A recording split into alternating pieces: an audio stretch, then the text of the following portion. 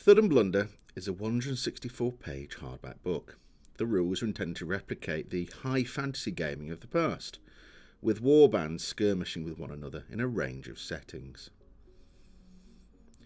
The introduction succinctly outlines the key concepts behind the game and offers a number of resources via the internet. The game uses between 5 and 20 miniatures of your choice, preferably in 28mm, and all tests are made using D10s. The basic characteristics are then explained, with each miniature in the game being defined by 5 attributes: race, destiny, shooting value, fighting value, and speed. The members of a warband are further defined by traits, the various skills or objects that add advantages in the game, and whether they have magical powers.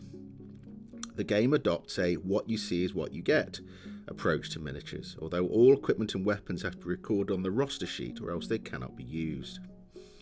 The rules themselves will be familiar to those who have played In Her Majesty's Name, Dayshow and Blood Eagle.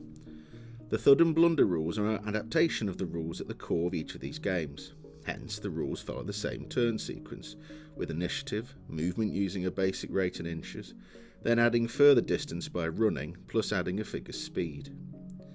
Each of the possible movement possibilities are explained in its terms of the rules, including mounts and climbing. Shooting and fighting are dealt with in roughly the same way, with the result of the roll of a D10 being added to a figure's shooting or fighting value, any weapon bonus, and any other modifiers for skills, traits, etc. Figures of armour, shields, etc. but also use a roll on their destiny value, which is again modified by the nature of the weapon, magic and others. If this value is exceeded, the figure avoids taking damage. Those with the hero trait also get a number of hero points, which can be used to re-roll any of the figure's own rolls.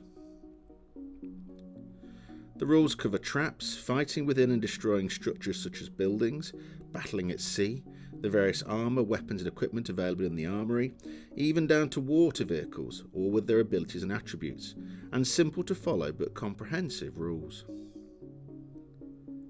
The bestiary section covers both real and fantastical creatures, outlines the traits, their uses and points costs, the magical powers which can be used and how to do so.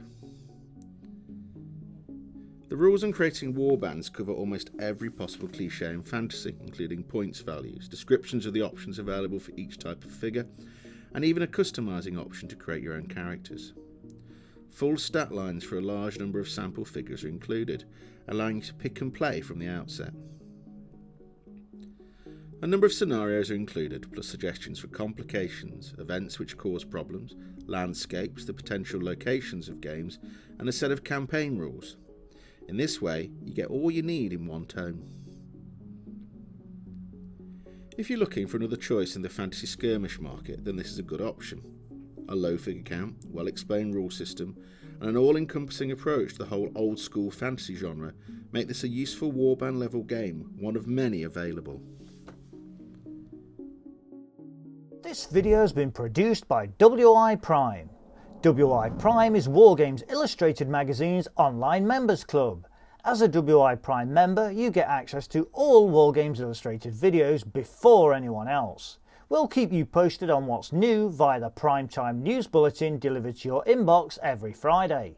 If you're not a WI Prime member, you're missing out on loads of benefits, including access to the Wargames Illustrated Vault, freebies, discount vouchers, PDFs of the latest magazine, and more.